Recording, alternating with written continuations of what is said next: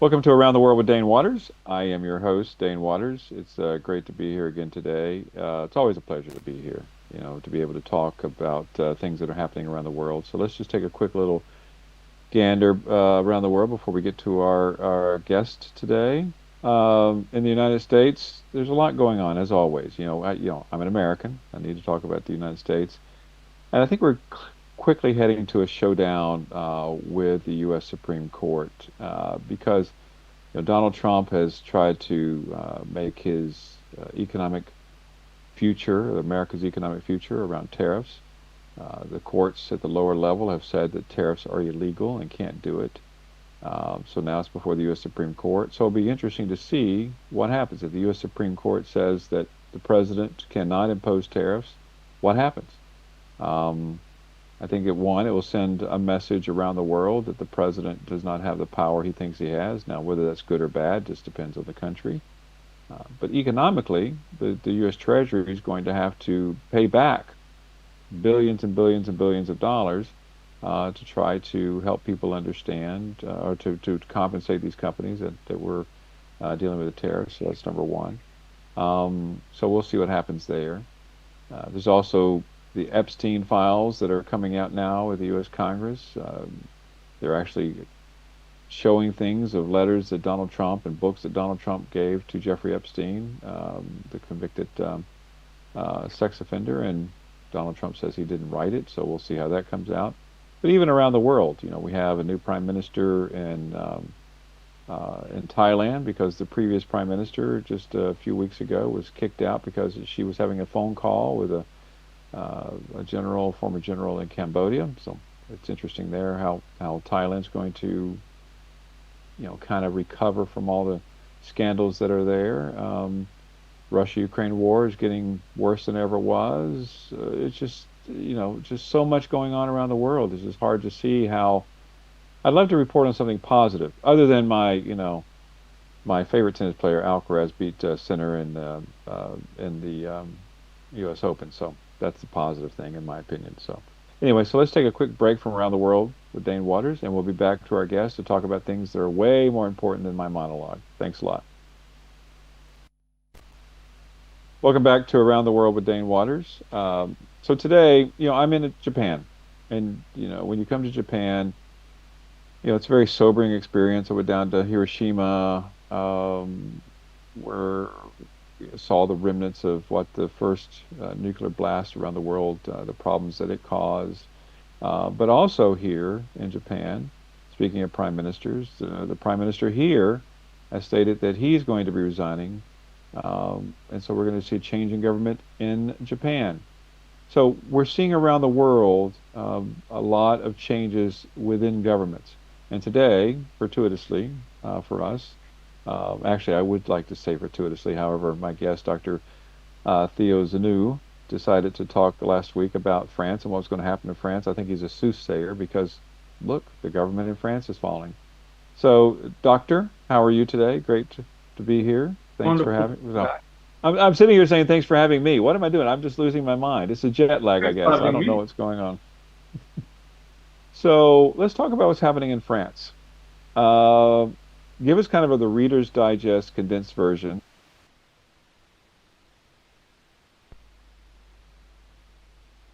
Back to the last presidential election in 2022. France, like the US, is a presidential system. The winner of the last election was Emmanuel Macron. He got elected for a 5-year term until 2027. The president gets elected. It's not like in the UK where a party gets into parliament and then they appoint a prime minister. It's a presidential system.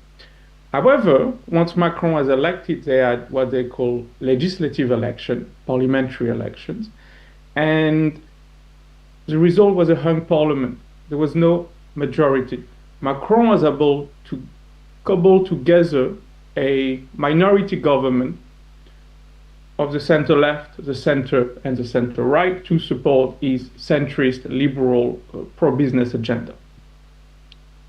However, a couple of years in, they had EU elections last year, and Macron's party suffered terribly. And the winner of the election, the resounding winner, was a National Rally, which is a traditional far-right party in France of Marine Le Pen. And on a whim, Macron decided to dissolve the parliament and to call for new parliamentary elections, saying this parliament is no longer legitimate. It's clear that the French people have moved on, and we're going to have a new parliament to represent public opinion today. He was hoping that by pressuring the French people and saying, look, the national rally at the gates of power, they would come together and support his kind of Republican front. Except that didn't quite happen. They had the election, and now they had an even more divided parliament between three blocks: a leftist bloc, a far-right bloc, and then a smaller centrist bloc. So this election didn't solve any issue, it only created more. Macron again managed to cobble a minority government, but this time even weaker than the one before, in the center. The first prime minister lasted 3 months. Then he managed to cobble yet another centrist minority government with a former prime minister, François Bayrou. This one lasted 8 months and fell last night because Bayrou called for a vote of confidence, and the overwhelming majority of parliament on the left, on the far right, but also amongst the right and center left, refused to give him that confidence. Now, political instability is bad at any time for a country because it means you can't pass laws, you can't govern, you can't pass reforms. It's even worse now because France is in a debt crisis. The French state spends a lot of money and therefore owes a lot of money to people. The French debt, I have the number here, is about 115% of the GDP. Now that's below America, which is 125%, but America, has the dollar as a reserve currency. That's not the case of France. It's one of the most indebted countries in the Eurozone and in the world, but even more importantly than that, its annual budget has a 5% deficit. And the EU wants countries to only have a 3% deficit, so it's way above what it should have. And every year, the French state spends 60 billion euros in interest to service its debt, and that's the biggest single spending item in the French annual budget. And it's only going to grow and grow if things stay the same. So the new prime minister, whoever he is, will need to make big spending cuts to try and balance the book and create a more prosperous future for the French economy. Otherwise, it will become more and more expensive for France to borrow, so they won't be able to borrow, and the state will slowly crumble. Okay, well, let's just break this down. So I agree. Well, once again, in America, we have, I don't think, what is it, like $39 trillion in debt, some crazy number. And I think, but for some reason, people in America think it's okay to have that much debt. But I agree, it's not, a country like France just can't handle that kind of debt. But let's go back to the basic political reality. Okay, they got debt, they got to deal with it. Economic reforms they need. Why? Help me understand why the world should care if France's government falls. Well, because France is, despite everything, still, maybe not for long, but still a major power on the world stage. It's the second biggest economy in the European Union. It's one of the political leaders of the European Union when it comes to foreign policy. French economy is connected to the global economy. So if France is not doing well, or if France is unstable, that can have a ripple effect, not just across Europe, but also across the West and really across the world. Specifically, something that you care about, Dane, is the war in Ukraine and supporting Ukraine against Russian aggression. Well, along with Germany in the EU, France is one of the steadfast supporters of Ukraine. It gives money to Ukraine, but it also gives diplomatic support to Ukraine. If France is unstable, if there is no government, if Macron is distracted, then that means they're less able to do that. Or even if they try to do that, it means people take them a lot less seriously. And that's true of any number of diplomatic initiatives France might do. France is recognizing the state of Palestine. But it's very easy to delegitimize France now and say, well, you can't even get your own house in order. So why do you even try and make these big diplomatic statements? Yeah. Well, no, I agree. See, this is something I'd like the audience to understand is that, okay, so we talk all the time on the show about the lack of true leaders and leadership around the world. Leadership among the good guys, as I define the good guys, versus the evils. Um, Merkel's gone out of Germany, so now we get Merz and trying to figure out. I mean, he seems like a good leader, but doesn't have the clout that a Merkel had. So if you look at the European Union or the world, Macron has really been by the way, not that I'm a huge Macron fan, to be very clear about that, but he has been a stable force. We have Starmer in the UK, but they're having their own issues as well with their deputy prime minister resigning. So the stability of France is very critical, as you say, in trying to stop evil, trying to stop Russia, trying to stop China, trying to stop North Korea. And so if Macron's government falls, then the world is not just about France. This is how people need to understand. Look at this. It's like an interlocking, it's like Legos, where if you don't have one right Lego piece, then you can't build the whole thing. So democracy is like a Lego, where it must fit together, and if it doesn't, then the world is really in a bad shape. And this is why Macron is so important, regardless of his personality and how he acts. So let's talk about so what happens next? I mean, I know that this is like the fourth prime minister in 9 months that they've had. Is that correct? Yes. And so, and this is, as far as France is concerned, this type of instability is not normal. No, because the French system, since it is a presidential system, is actually predicated on stability. Since the founding of the Fifth Republic in the late 50s by someone called Charles de Gaulle, which I'm sure you viewers will have heard of. A great airport. It's a great A airport. airport in Paris, named after a great leader, with if you say, the founding father of the modern French Republic, which is the Fifth Republic. It's meant to be, the president has a lot more powers than even in America. And since there is only one legislative election, which comes shortly after the president is elected, the president usually gets the majority of the parliament, and then that's it. For 5 years, they have the parliament. They can do whatever they want. In Macron's case, he didn't get that. Well, but also, so let's talk about also, you talk about the um, different political parties or different political elements in the country.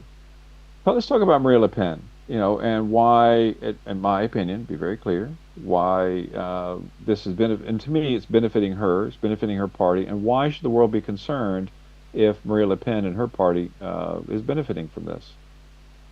So it's definitely benefiting Marine Le Pen. In fact, she voted last night against the current government, for the current government to be toppled.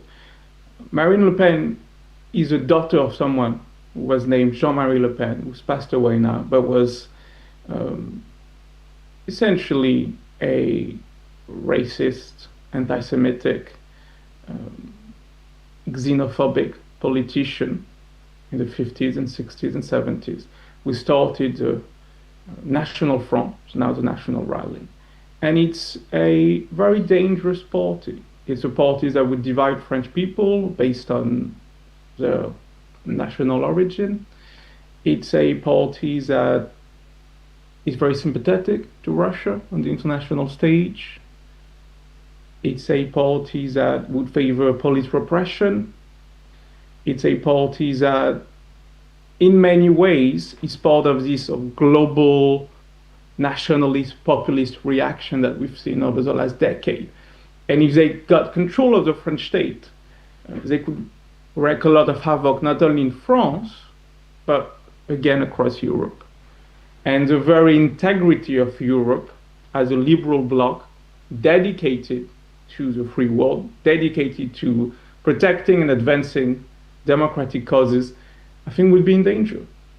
Um, Well, I think that's what we need to get across is because once again we have very limited leaders in the world that believe in freedom and democracy. You have a president of the United States that never speaks about freedom or democracy. And by the way, as a side note, he wants to win the Nobel Peace Prize. I'd like to see how the president is going to win a Nobel Peace Prize when he creates the Department of War, advocating war. I mean, that's a whole nother conversation about, whether it was appropriate to rename it the Department of War versus the Department of Defense. But but you look at America where you have that instability globally, and then you look at once again, Starmer in the UK is having issues, and next week we'll be talking about that. And then you look at, Germany, which I have very serious concerns about Germany to begin with, even though they've been very strong in Ukraine, but you never know. There's, the far right in Germany is making strides as well. And so when we talk about the far right, we have to talk about, you were very kind in how you presented it. But the far right, basically, in my opinion, once again speaking clearly from my opinion, the far right is about as close to, Adolf Hitler's, Nazism as there could be anywhere in the world.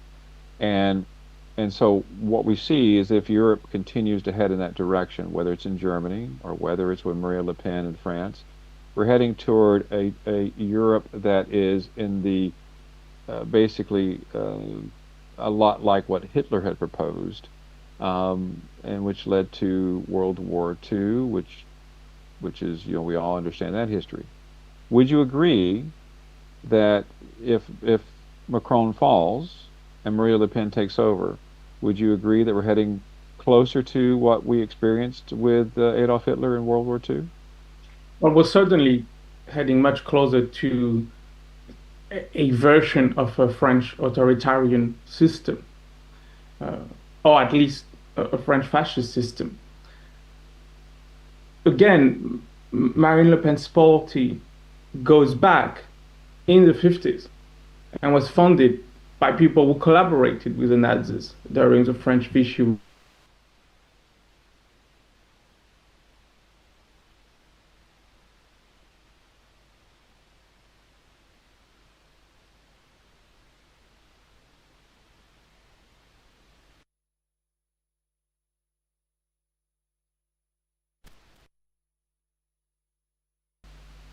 Welcome back to Around the World with Dane Waters. We just had like a little glitch there. I apologize for that. So the reason I want to talk to, for the audience, the reason I'm kind of trying to walk through this so slowly about France is Marie Le Pen is that it's important. I mean, most people think, that it's internal elections. Every country has its own issues. Why should France? Why should we really care about France? But this is what, to me, we need to get across is that if Macron loses, if Macron for some reason is he won't be kicked out, but if elections are held and Marie Le Pen and her party takes over, we live in a world now where we don't have strong leaders. Number one, strong leaders that believe in freedom and democracy. That's important to say. And you have the United States, which is pulling back from supporting Europe and supporting Ukraine and supporting freedom and democracy. Trump says all the time Europe should take a more active role in handling the issues that are taking place in Europe. That is fine as long as you have leaders like Macron in France, Starmer in the UK, and Merz in Germany, some others as well, of course. But those are the primary strong leaders. If France becomes an authoritarian state under Marine Le Pen, that stability is gone, in my opinion. So, so this is why, and maybe I'm not saying as eloquently as I should, Theo, but this is why we need to convince the world and the audience that what's happening in France is not just about an internal political issue. It has global implications. Would you agree with that? Completely has global implication. It has economic implications, but even more importantly, as you say, it has political and geopolitical implication.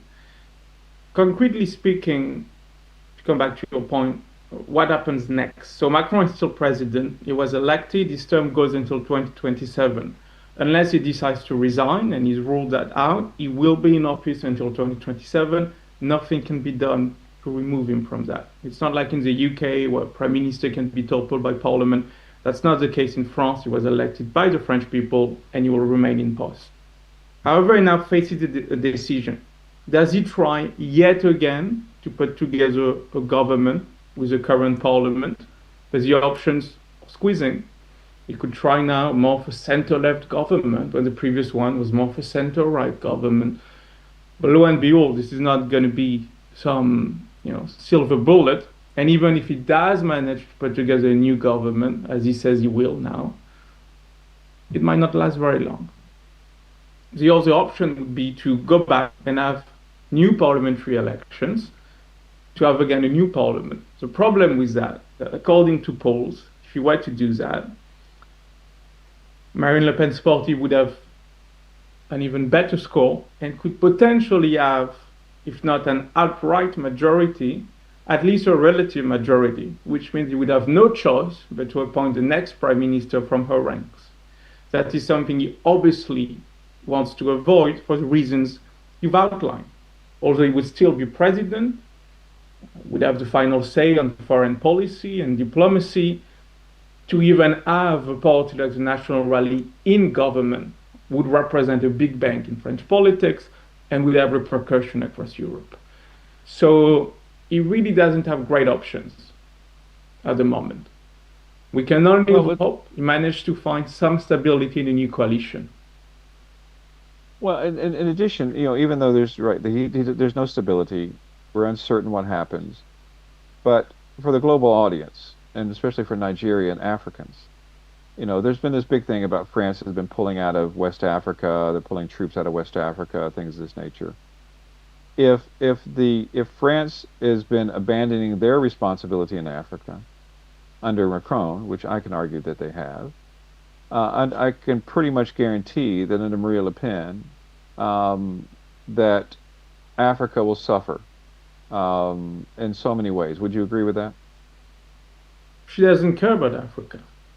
If she's elected in 2027, one of her key policies is to cut foreign aid, a lot of it which goes to African countries. She's sympathetic to Russia. She's very happy to let Russia wreak havoc across Africa. She's focused on France. She's focused inwards. She's a nationalist. And that's the danger of nationalism, that you stop caring about the world and then you impose a repressive agenda on your country and you separate real French people against people that you deem are not French enough. In this sense, she's a very, very dangerous politician. It would be dangerous if she became prime minister. If someone from a party became prime minister now, it would be even more dangerous if they reach a presidency.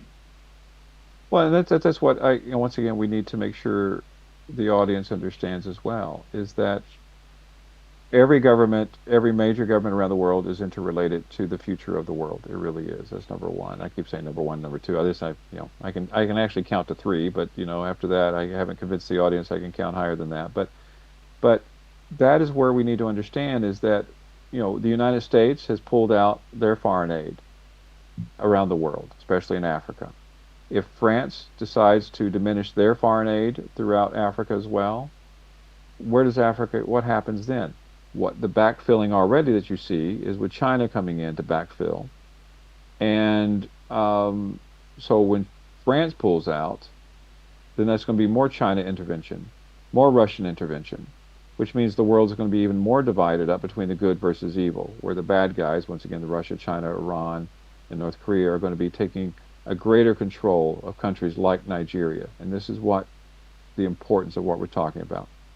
Well, Theo, you're going to be my guest for the next segment as well, because I want to parlay this into something even more emotional to talk about, nuclear weapons.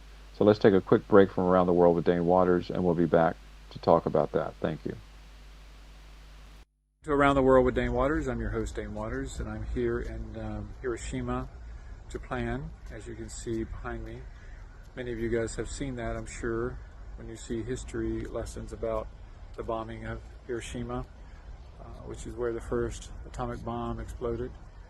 It's very sobering when you sit here and you think about it. I just finished going through the museum. You think about over 140,000 people died within 1945 because of the bombing, and since then it's been a total of close to 500,000 because of radiation and other impacts of the bombing. We talk about the use of nuclear weapons. Um, this is what we have to remember. We have to remember the fact that nuclear weapons don't need to exist. Now, they are a deterrence. I mean, if you look at the United States has it, the UK has it, France has it, European Union, other countries within the European Union have it, and those are a deterrent. But then you look at what happens when I consider, we talk about evil countries having it. Russia, China, North Korea, Iran. This is why the war can't end in Russia, between Russia and Ukraine, is because of the threat of Putin using nuclear weapons. So in the hands of bad people or evil people, nuclear weapons are horrific, and they are used to perpetuate evil. And even in the hands of those countries that are good, just the threat of them is just something that we as a country and the world should not tolerate. So I'm going to take a second here. Let's just think about the impact of this, and then I actually am going to ask a question of a couple of Americans what they think about this. Thank you.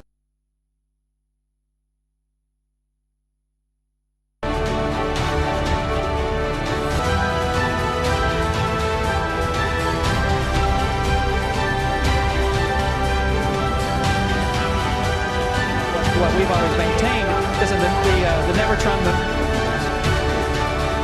I'll bring it down a bit.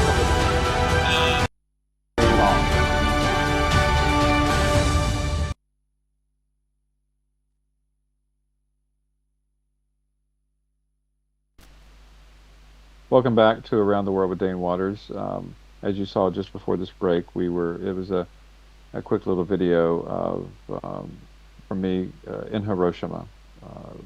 Once again, I can't express the feeling it is when you actually stand at a location where the first atomic bomb dropped, and just knowing that literally it evaporated people, and it just, the sheer magnitude of that destructive force is something that's very sobering. And if you go there and you don't recognize it or don't feel it, then no, I would have to say there's something wrong with you. So let's take this, Theo. Nuclear weapons. We talk about France. Once again, this is like Legos and dominoes and trying to fit the pieces together, because we live in a world where nuclear weapons are a deterrent. France is a nuclear power. Okay. Currently the nuclear weapons are in the hands of somebody that we would argue, the world would argue, is not going to use them for nefarious means. But then you talk about the possibility of Macron's government falling, and we talk about the possibility of the far right taking over. Giving the far right control of nuclear weapons in France is, to me, the same as giving the KKK in the United States, access to nuclear weapons in the United States. I know that maybe, my audience may get upset with that, and people may think it's too extreme, but this is where we're going. This is why we have to understand politically who leads a country, especially nuclear power, is very important. Does it concern you, before we talk more specifically about nuclear weapons, does it concern you that somebody like Marie Le Pen could have control of a nuclear stockpile? It's not my primary concern, but it's certainly further down the list as far as our presidency is concerned. It concerns me that anyone has nuclear weapons, but as you say, let alone that more nefarious actors do. Well, so let's just take, when I was there in Hiroshima, I actually ran across a couple of young Americans. And let's just hear real quick what they were saying when we were talking about nuclear weapons, if they could play those pieces real quick. Welcome back to Around the World with Dane Waters. I'm your host, Dane Waters, and I'm here in Hiroshima, and I'm just ran into two Americans, and I just wanted to ask their opinions, and I'll ask each one of them a question. Let's first start here. How are you, sir? I'm doing pretty well. So you're from America, right? Yes. So what's your initial feeling like being here? What do you think? It's very peaceful in the wake of the destruction that has happened here historically. I think that there's this atmosphere of peace and forgiveness moving forward and kind of rebuilding, coming together, unity. Do you think that, let me just ask you a quick question. Do you think nuclear weapons should exist? No, not at all. So in your generation, the younger generation, do you feel that the younger generation should band together to ensure that the world is free of nuclear weapons? 100%. Thank you, sir. Here we are back again with another American that I found here. So Mace is your name, I believe. Mason is your name. So tell us, let me just ask you a quick question like I asked the previous individual. Do you think nuclear weapons should exist? I think nuclear weapons should not exist, and I think the world should be a peaceful place without war. But, the way that the world is run and everything like that, it's like, everyone is so greedy that no one just wants to come together and, be in harmony, I don't understand why, you can't just, love your neighbor. If everyone just loves each other, the world would just be a better place. But there's all these greedy people in the world, and they just want more and more and take and take. Listen, I absolutely agree with you. I do think that one of the problems, the reason there's been war and conflict around the world for generations and centuries, is because of the greediness of individuals for land or for money or for profit or whatever. So as the previous guest I was talking to, do you believe that the youth of the world, the young people like you, should band together to try to rid the world of nuclear weapons? Yeah, I 100% agree. I think that the youth needs to rise up and show the elder generation that we could all work together and we don't need to have so much conflict. No, I appreciate that. Thank you. Enjoy your trip. Thank you. There you are. There is hope for the youth of the world, because they actually, the millennials are actually agreeing with something I believe in. So let me ask you, Theo, because you are one of these guys who actually knows so much about so many different things.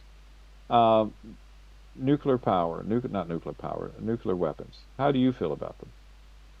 I'm every bit as concerned as your guest and as you.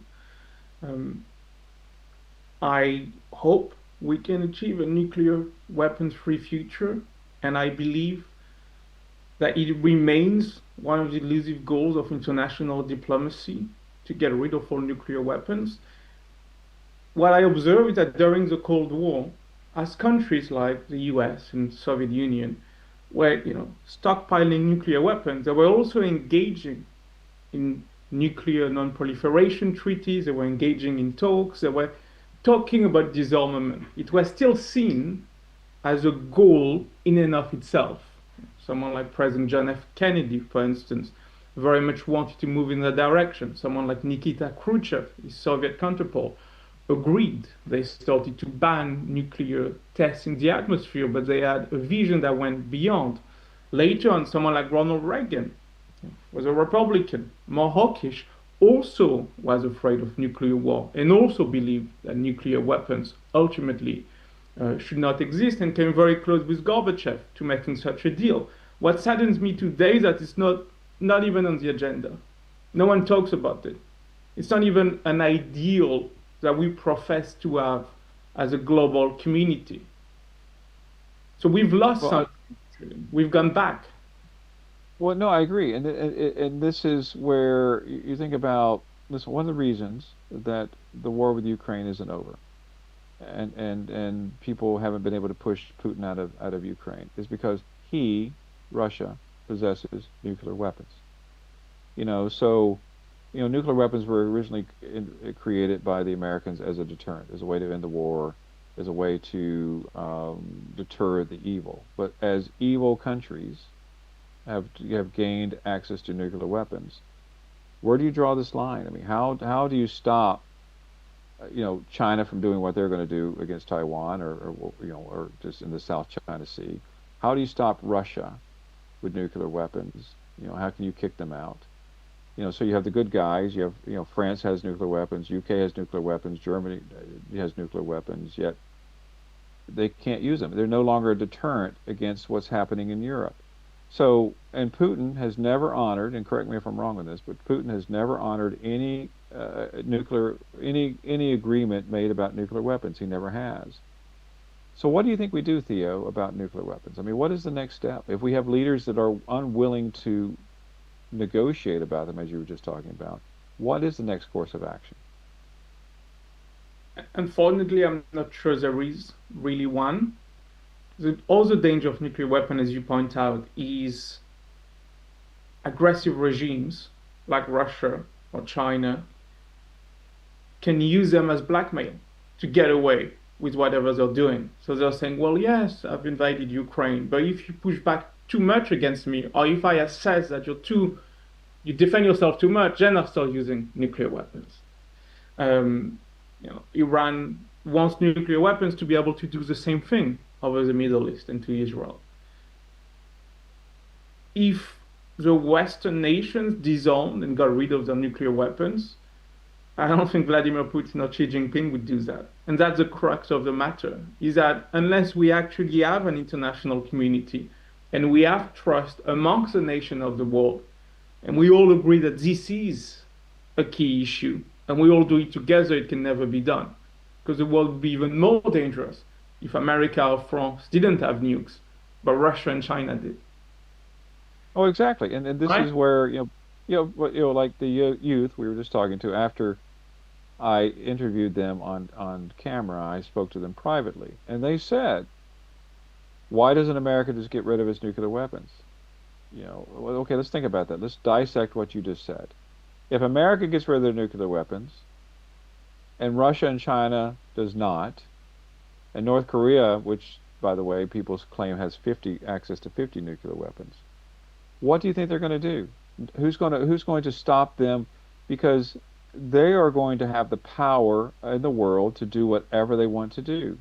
So it is a sad situation where, like, if I were president tomorrow, I would want to get rid of nuclear weapons. But how can I justify getting rid of nuclear weapons if all the bad guys still have nuclear weapons? It's like living in a neighborhood. Let's break it down this way. It's like living in the neighborhood where you have weapons and guns, and you have a very nice home, and the only reason people aren't invading your home is because you have those guns, and because your next door neighbor has guns. If you get rid of them, what is the deterrent to keep people from stealing everything you have and taking it? So that is the logic. But I will tell you, I've always been opposed to nuclear weapons. I just personally have. But when you come here, it is really is a life-changing experience when you actually come here and you go into the museum in Hiroshima and you see the literal devastation, and you see literally on the steps of buildings where the blast was so intense and hot that people evaporated, and you just see the shadows on these steps. And then that was, in 1945 when the bomb dropped, 140,000 people died. But over the generations, almost 500,000 people have died because of the impact of the radiation. It's just heinous. And we cannot live in a world with nuclear weapons. Because the other thing is, as we're seeing, we don't live in a world where everyone does what's right. So, there you're there in the UK. The UK has nuclear weapons, right? Do you think a country like the UK, do you think France, do you think that they should de-arm as well? Or do you think that them possessing nuclear weapons is a deterrent? They should only dearm if they can trust the nuclear umbrella of another country, which would be the United States. And I would argue that under Donald Trump, you can't trust the United States anymore. You can't untrust your security to the US. And even if Trump goes and a Democrat or someone that's more internationalist comes back in, there is always a risk that at the next election, a Trump-like figure will be elected. So unfortunately, we're headed into a world where we're likely to see a new rush of nuclear proliferation. And you'll see countries around the world harbor for nuclear weapons. So if Iran manages to get a nuclear weapon, then Saudi Arabia, the arch rival, will say, well, we also need a nuclear weapon as a deterrent against Iranian aggression. Otherwise, Iran will do what it wants in the Middle East. And Yeah. this is like a game of dominoes. Other countries will say, well, if Saudi Arabia and Iran have nuclear weapons now, why don't I have one? Right? I mean, there is even talks that Poland could acquire nuclear weapons as a deterrent against Russian aggression or Russian invasion. And then it's again and again and again, more countries get on the merry-round, and the world gets even more dangerous as a result. Yeah. Well, I mean, that's what I'm once again trying to get across. Maybe today's show, I'm not really putting all the pieces together like I wanted to, or like at least I have in my head, is that freedom and democracy is critical to the preservation of the world, not just because of who we get to vote for. We always talk about in a free society, we get electoral choices, we get to speak our mind, to do all that kind of stuff. But we need to deal with the more serious issues that those countries that are free and democratic, you know, with nuclear stockpiles, there's a good chance that they're not going to be used. But if the world is consumed by more authoritarian leaders, the chance of a nuclear war increases, I would think, 100-fold. Would you agree with that? Very much so. The all the danger that we haven't mentioned at all is a rise of super intelligence and artificial intelligence. Now throw that into the mix with nuclear weapons, and maybe someday, you know, nuclear weapon system can be hacked, and AI will take control, and that whole other kettle of disaster. There are just too many risks for us not to do anything and blindly accept that we have nuclear weapons and we should let it be.